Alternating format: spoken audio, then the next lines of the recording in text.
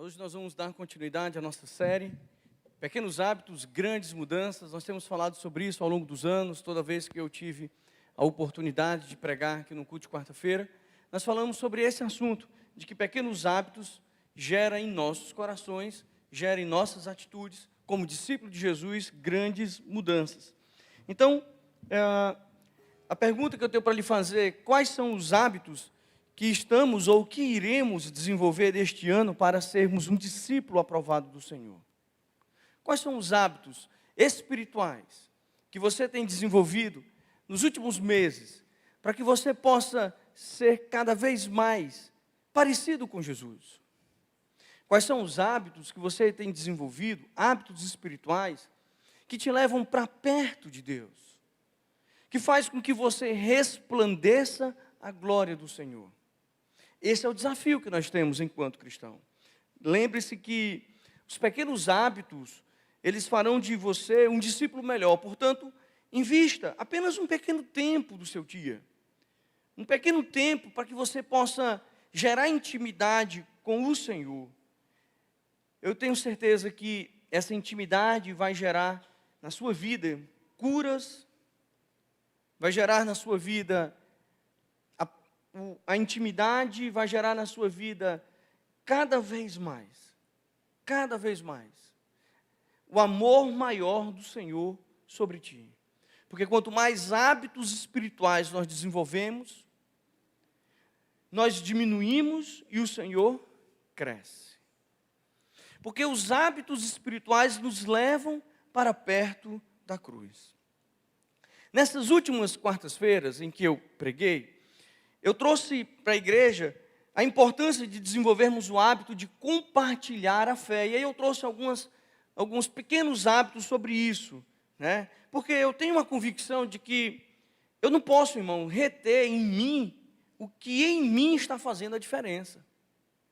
Isso faz sentido para você? De que você não pode reter em você aquilo que em você está fazendo a diferença. Então, se você desenvolve um pequeno hábito espiritual que te faz ser um discípulo aprovado, melhor, que gera intimidade com Deus, você não pode reter isso com você. Você precisa compartilhar com o outro.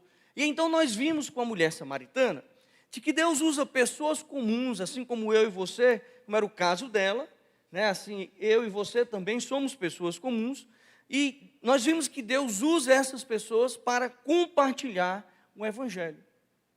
Às vezes a gente acha que Deus só vai usar grandes pregadores, exímios missionários, destemidos missionários, para falar do Evangelho. Quando, na verdade, o maior impacto do Evangelho é gerado vida na vida. É quando pessoas comuns, como eu e você, aceitamos o desafio de, nas mãos do nosso Deus, que é extraordinário, fazer aquilo que Ele quer que façamos. Quando nós nos conectamos com o outro, nós oferecemos ao outro aquilo que está fazendo a diferença em nós. Na semana passada, nós vimos que o hábito de sermos intencionais, que foi o caso da mulher samaritana, ele exige de nós a empatia. Veja só, às vezes você vai compartilhar o Evangelho com alguém, e você quer, a fim da força, que aquela pessoa passe a ter o mesmo hábito que você. Certa vez eu estava numa viagem de ônibus, daqui para a minha terra, lá para o Maranhão, e é muito tempo de ônibus. São quase 24 horas de ônibus. E eu presenciei uma briga. Porque metade do ônibus estava voltando lá para o Maranhão, alguns romeiros que vieram fazer alguma peregrinação aqui no Ceará. Pessoas que estavam voltando com a sua fé, a fé que eles desenvolveram, muito atenuada. E naquele ônibus também tinha um grupo de crente, mas crentes mais radicais, pessoas que não tinham empatia pelo outro. E aí então, quando chegou às 18 horas, aquele grupo de romeiro começou, também sem empatia, começou a fazer um negócio dentro do ônibus. Eles começaram a fazer uma oração lá, uma reza deles.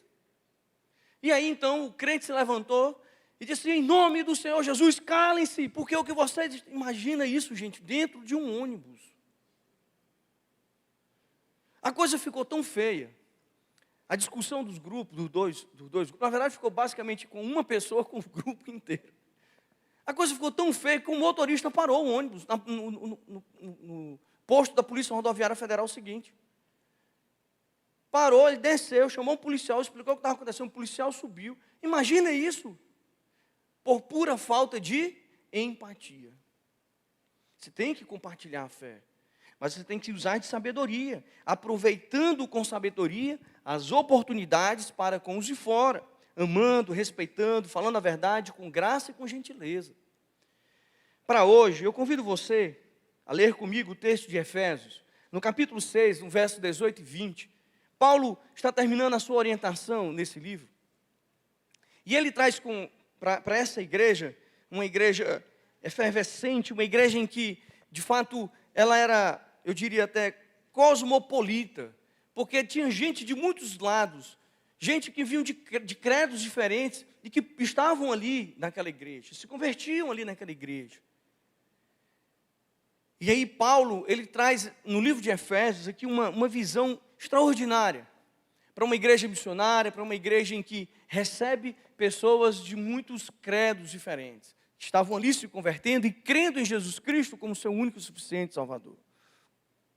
No final desse texto, Paulo vai dizer que os crentes em Jesus passarão por lutas, passarão por adversidades.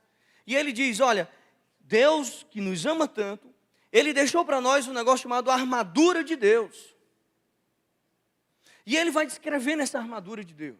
E aí quando ele chega então no versículo 18, ele diz assim, ó, orem no Espírito em todas as ocasiões, com toda oração e súplica, tendo isso em mente, estejam atentos e perseverem na oração por todos os santos.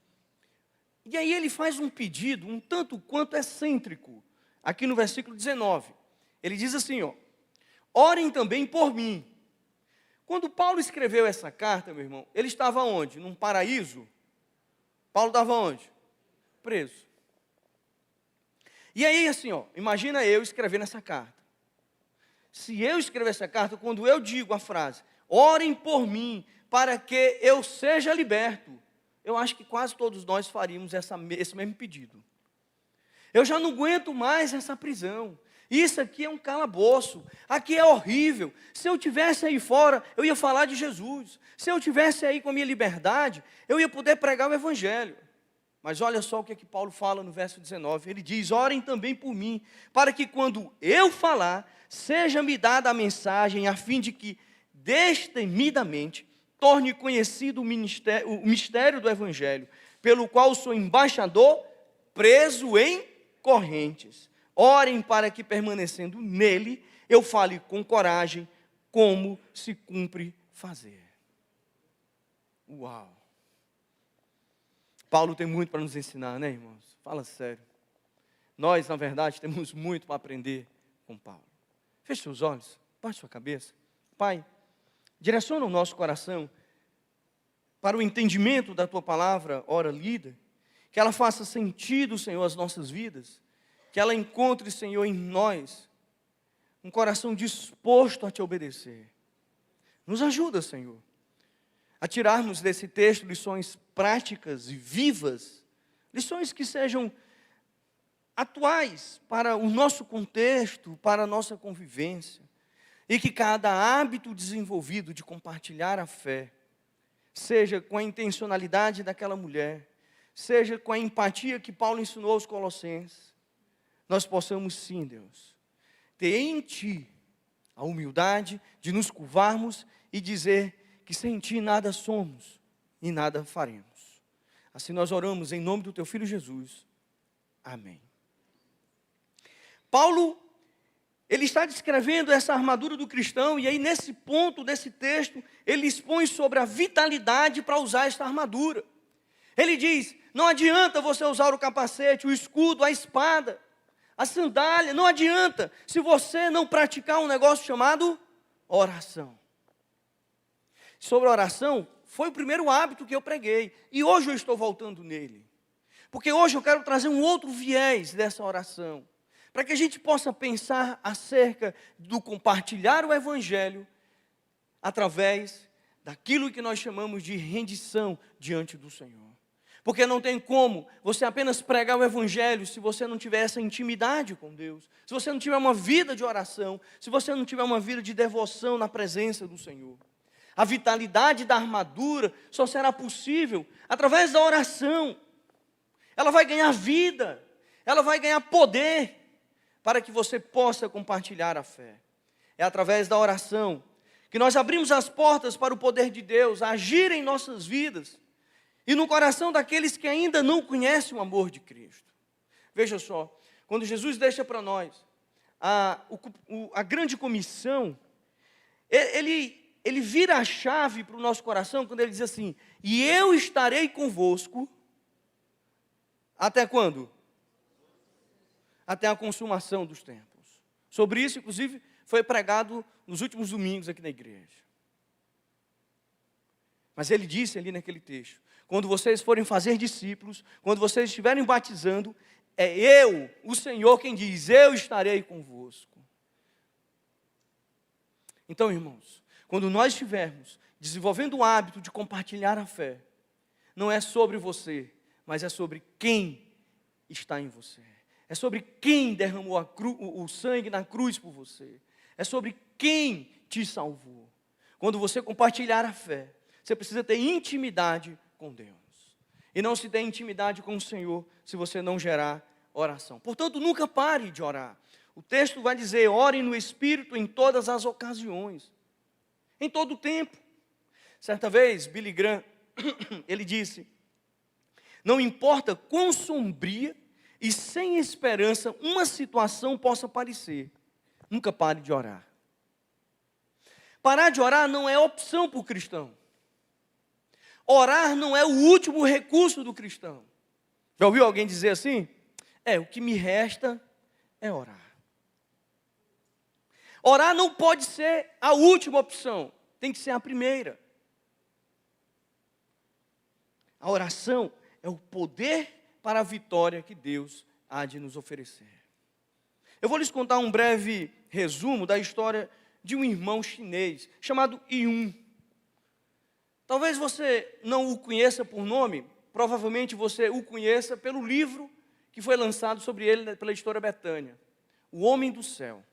Se você nunca leu esse livro, eu quero desafiar você a ler esse livro ainda esse ano, O Homem do Céu. Se você pensa em ser um dia um missionário, um pastor, você pensa um dia ser líder na igreja, um diácono na igreja, eu sugiro que você leia também esse livro. É um livro que deveria ser obrigatório para todos que têm um chamado para o reino de Deus. E deveria ser um livro que todo cristão pudesse e devesse ler. Bem, o irmão Yun, um homem simples, ele nasceu em uma aldeia, numa área rural lá na China. Mas ele teve um encontro com Jesus, já um pouco tardio para muitos, porque foi depois que o pai dele foi curado de um milagroso câncer. O pai dele, de uma forma milagrosa, o pai dele foi curado de um câncer. Então ele se dedicou a servir o Senhor com todas as suas forças. Quando ele recebeu aquela bênção da parte do Senhor, ele disse: Senhor, a partir de hoje eu vou te servir porque tu existes plenamente. Então, ele se tornou, anos depois, ele se tornou um dos líderes da igreja perseguida na China. Ele se tornou um líder de uma célula. Lá eles chamam de célula, porque assim, não é o pequeno grupo, não é esse modelo, não. É porque assim, a igreja ela tem células espalhadas. E o irmão Yun, ele era líder de uma dessas células. Depois ele passou a ser líder da igreja. O fato é que, tão pouco tempo, irmãos, quando você lê esse livro, você vai perceber que é como se fosse a história de Atos nos dias de hoje. E após várias perseguições, o irmão Yun, ele acabou sendo preso. Assim como Paulo, ele foi acorrentado, ele foi açoitado, ele foi torturado, por várias vezes ele foi levado às autoridades e nenhuma vez ele foi absolvido. Porque todas, a acusação era a fé do irmão Yun. No entanto, em meio a todas essas dificuldades, em meio a todas as lutas, que nesse livro ele vai descrever com mais detalhes, ele descobriu a força da oração. Ele descobriu a dependência total de Deus. Ele descobriu que, mesmo nos dias mais sombrios, mesmo nos dias mais claros, mesmo nos dias mais quentes, mesmo nos dias mais frios, a oração era o que conectava ele a Deus e era o que renovava as suas forças. Durante os seus momentos lá de prisão, ele encontrou o consolo da presença do Espírito Santo.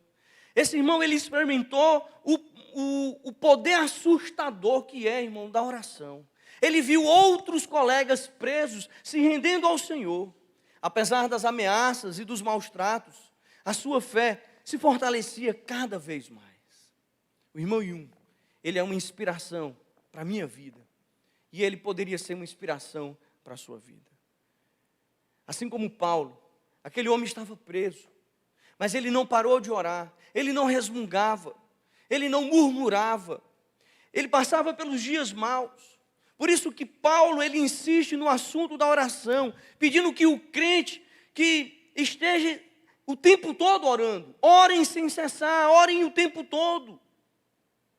Isso quer dizer, irmãos, que devemos estar em constante comunhão com o Senhor.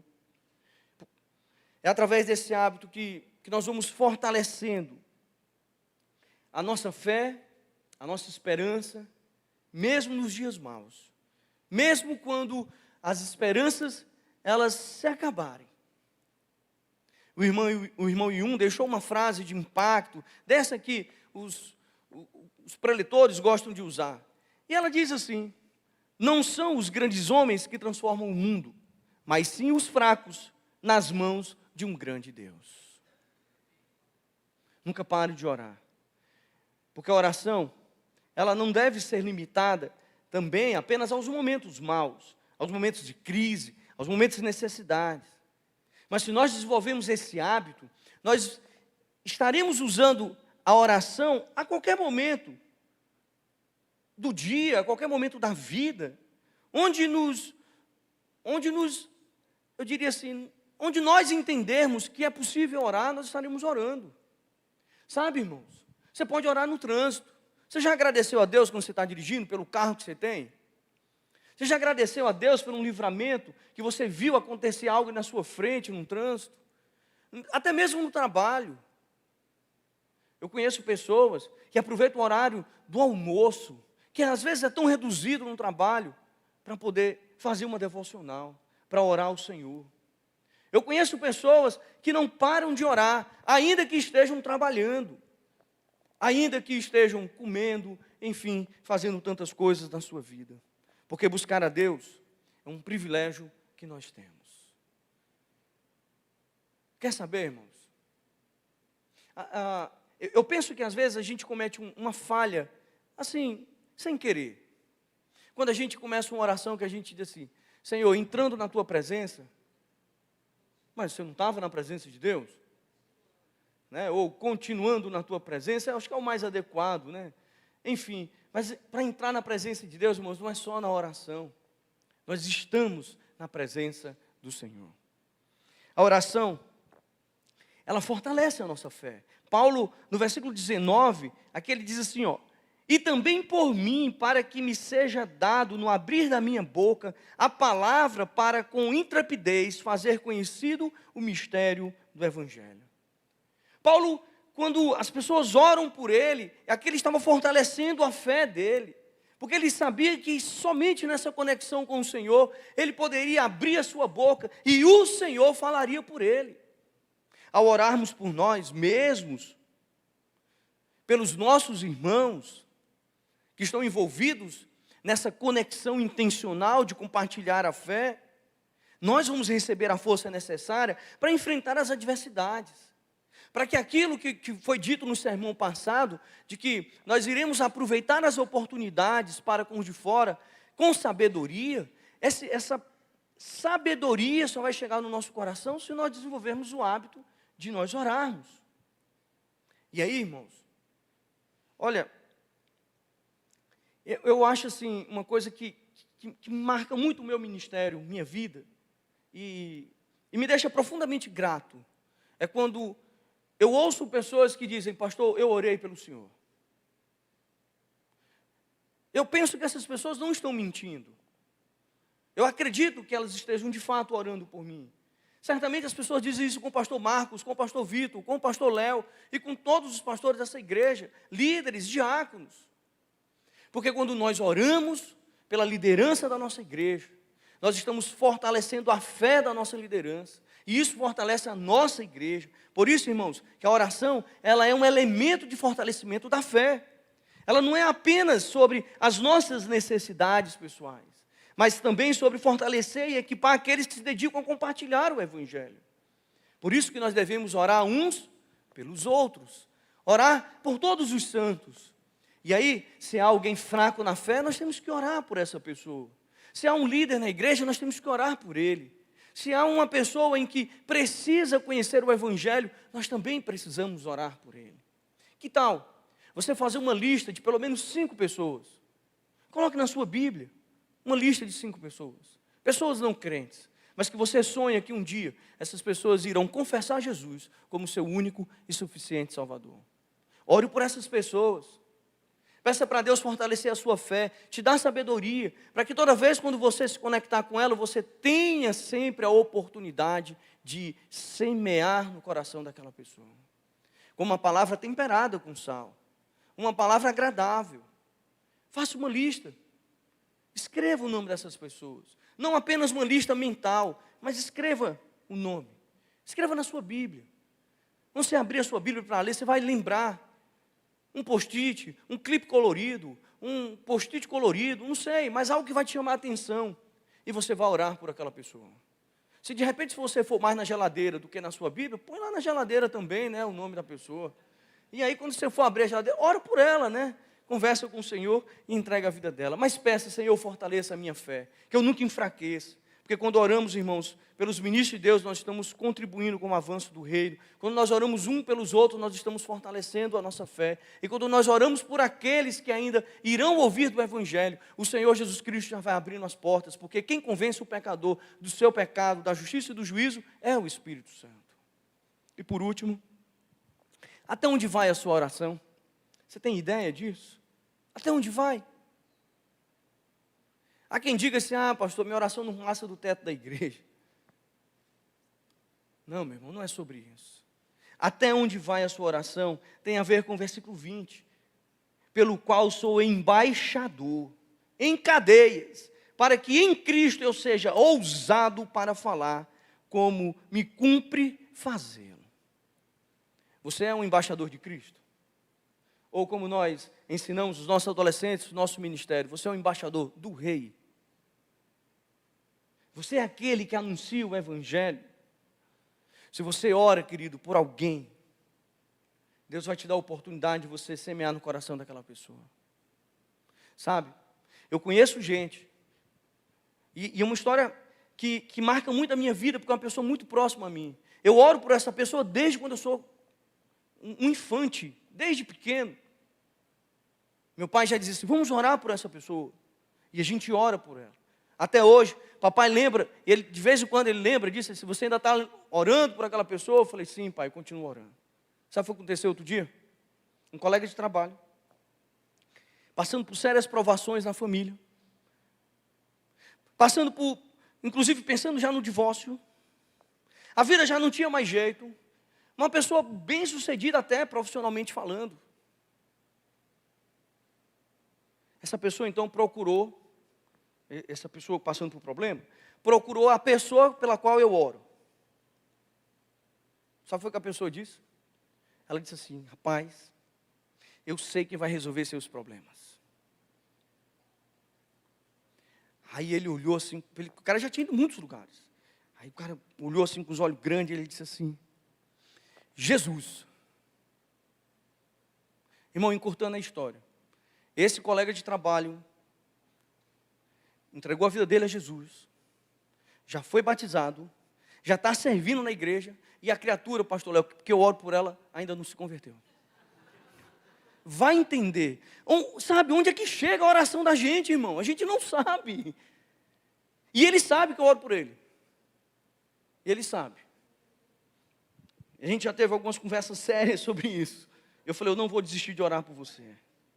Irmãos, Paulo pede para que os irmãos orem ali por ele, ore para que eu saiba o que dizer, que eu tenha coragem de falar no tempo certo, que eu possa explicar esse mistério.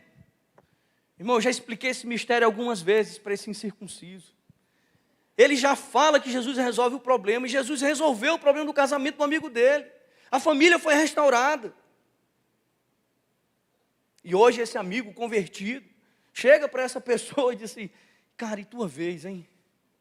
Ele é um dia, quem sabe, quando Deus ouviu a oração lá do Naum. Na verdade, irmãos, somos todos nós embaixadores dessa mensagem.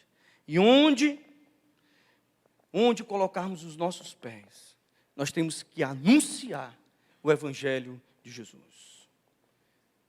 Nós temos que anunciar com amor, com compaixão.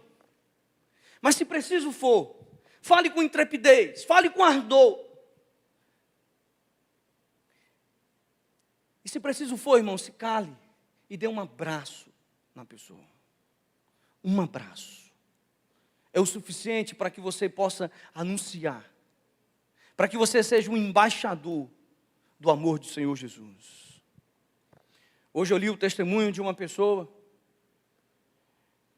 que estava vivendo a vida louca, envolvido com tráfico, drogas, sexo, rock and roll e aí por diante, como dizia nos anos 90. Muitos não vão entender essa frase. Mas a pessoa estava vivendo vida louca. Já não tinha mais sentido a vida para essa pessoa. E ele falou que, eu ouvi nesse testemunho hoje, ele estava dizendo que voltava de uma rave. 3 dias de êxtase. 3 dias tomando droga. E a pessoa caminhando para casa, não estava tonta, vida louca. 5:30 da manhã, numa parada de ônibus, uma senhora estava saindo para o trabalho. Uma senhora simples. Simples. Quando aquela pessoa passou, aquela senhora disse assim, ele olhou e disse assim: por favor, chegue aqui. Pois não, senhora. Ele falou: Deus mandou te dar um abraço. Aquele abraço mudou a vida daquela pessoa. Ele disse: eu nunca me senti tão amado. Incrível que foi por uma pessoa que eu nunca tinha visto na minha vida. Mas ali eu senti um abraço de Deus em mim. Um abraço pode mudar a história de alguém. Ao desenvolvermos o hábito de orar, para que sejamos cada vez mais um instrumento do Senhor, nós estamos autorizando o Espírito Santo a nos usar, irmãos, como instrumento em suas mãos, o qual nos usará a qualquer tempo, em qualquer lugar, ou como diz o pastor Léo, no templo e fora do templo. Mas orem, peça para que Deus possa te usar cada vez mais. As palavras de Paulo revelam que a oração não é apenas um ato religioso, vazio, mas é um meio pelo qual Deus libera poder. Deus libera coragem sobre os seus servos, para que eles proclamem a mensagem transformadora do Evangelho. Não é apenas um mero ritual, mas é o poder de transformação, está na oração. Então, irmãos, quando nos comprometemos a orar, nós vamos nos tornar participantes ativos do plano de Deus. Nós vamos fazer parte de um plano poderoso de transformação aqui na terra. Claro, tem muita coisa para fazer. E tem gente que quer ficar só orando. A gente tem que orar, porque a oração libera o poder. Mas nós temos que anunciar o Evangelho, porque o anunciar ficou para nós. E não é nós, mas é o poder do Senhor que está em nós. Porque o Senhor disse que Ele estaria conosco até a consumação dos séculos. Que Deus nos abençoe. Que Deus traga para o nosso coração nessa noite uma revelação prática dessa palavra. Que ao sermos exortados pela palavra do Senhor, nós possamos perseverar em oração, a fim de que avancemos com entusiasmo, que não desfaleçamos, que nós não possamos ficar ali tristes, porque alguém não quis ouvir, mas que a gente se alegre, que a gente entenda que o Espírito Santo é quem vai promover no outro a transformação. Portanto, a oração, irmãos, ela é uma poderosa arma espiritual que Deus nos deu. Que tal praticarmos isso agora? Vamos orar? Eu convido você então a baixar a sua cabeça, fechar os seus olhos. E eu quero começar então pedindo para você pensar em pelo menos uma pessoa, como eu oro por essa pessoa há muitos anos. Talvez você também tenha alguém pela qual você ora há muito tempo. Eu quero agora convidar você a orar mais uma vez por essa pessoa. E que você diga: Deus, leva a tua palavra de transformação. Usa, Senhor, outras pessoas. Que outro seja um instrumento nas tuas mãos. Que o teu evangelho, Senhor, possa ser anunciado através da nossa boca. Nos dá, Senhor, o poder que vem do alto.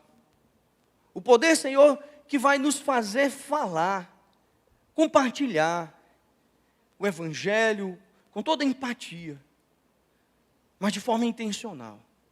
Nos ajuda, Senhor, assim como tu ajudaste ao teu servo Paulo, a não nos calarmos, ainda que as circunstâncias sejam ruins, mas que não, em momento nenhum, Senhor, possamos sequer pensar em desistir de orar. E agora, Senhor, eu oro pelas famílias que estão passando por dias de lutas, por casamentos que pensam, Senhor, que a solução é o divórcio, mas que Jesus, sim, é a solução. Então, Deus, que essas famílias possam também experimentar da tua misericórdia. Eu oro, Senhor, por aqueles que nessa hora passam por aflições, por angústias. Tem misericórdia desses. Eu também oro, Senhor, pelos que estão nos hospitais, precisando de cura, Senhor, precisando de saúde. Tem misericórdia, Senhor. Cuida da tua serva Márcia, cuida da tua serva Mônia e tantas outras pessoas da nossa igreja que nessa hora necessitam, Senhor, do teu afago, do teu cuidado, do teu amparo. Oh, Deus de misericórdia, cuida da tua igreja e nos dá, Senhor, cada vez mais da presença do teu Santo Espírito em nós, gerando intimidade para que possamos, ó Senhor, compartilhar a fé com quem nos se conectar a nós. Assim, Deus, nós oramos em nome do teu Filho Jesus Cristo, que vive e que reina para todo sempre. Amém.